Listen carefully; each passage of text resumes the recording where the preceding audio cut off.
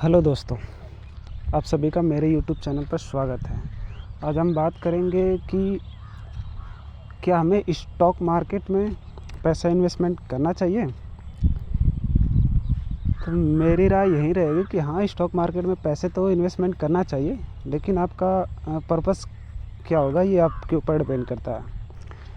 जैसे आप अगर किसी शेयर को ख़रीदते हैं तो उस शेयर में, यानी जो आप शेयर ख़रीद रहे हैं उसमें आपका व्यू क्या है, कितने समय के लिए आप ख़रीद रहे हैं, लॉन्ग टर्म के लिए या कुछ पल के लिए।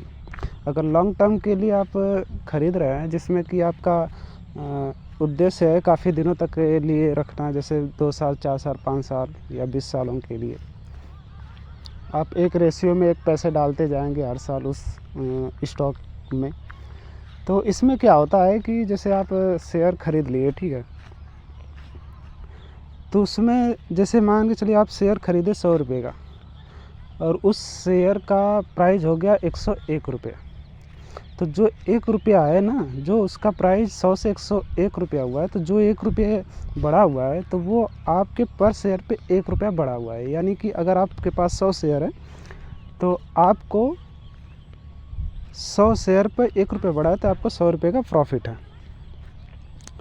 इसी तरीके से जब भी आप अगर उस स्टॉक को या शेयर को जब आप समय दे रहे हैं एक लॉन्ग टर्म व्यू के लिए, तो वहाँ पे क्या है कि शेयर का प्राइस जैसे जैसे बढ़ेगा, जितने रुपए बढ़ेगा, तो पर शेयर आपको उतना प्रॉफिट होता चला जाएगा। उसके बाद कंपनियां क्या है कि साल में एक बार अपना बोनस इशू करती हैं, जैसे डिविडेंड के रूप में। अब वो डिपेंड करता है कि वो कंपनी आपको डिविडेंड साल में एक बार कितना दे रहा है, 2 रुपये, 5 रुपये, 10 रुपये, 20 रुपये, वो डिपेंड करता है कि कंपनी की परफॉर्मेंस कैसी है। अगर वो साल में एक बार भी डिविडेंड दे रहा है और एक शेयर पे आपको मिल रहा है, मान के चलिए 5 रुपये, अगर आपके पास 100 शेयर है तो 500 रुपये आपको साल में एक बार डिविडेंड दे रही है कंपनी।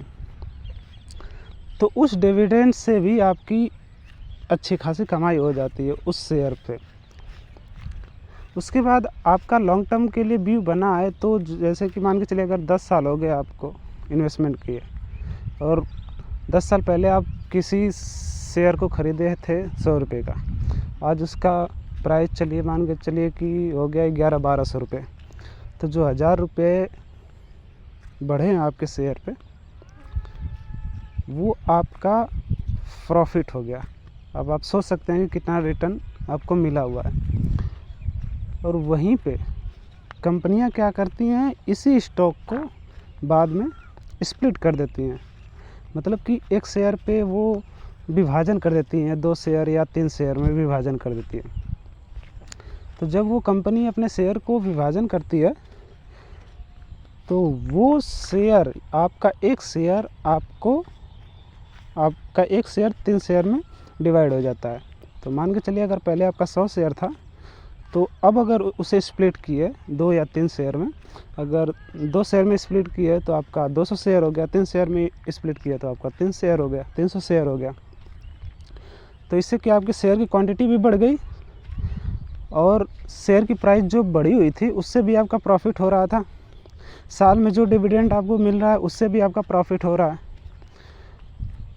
तो इस तरीके से आप शेयर में जो पैसा इन्वेस्टमेंट किए ना, तो आपका पैसा स्टॉक से एक अच्छी खासी रिटर्न आ जाता है, एक लॉन्ग टर्म व्यू रहेगा आपका। तो 10 साल 20 साल के लिए अगर आप स्टॉक में इन्वेस्टमेंट किए हुए हैं तो उसमें क्या है कि आपको एक अच्छी खासी रिटर्न मिल जाता है।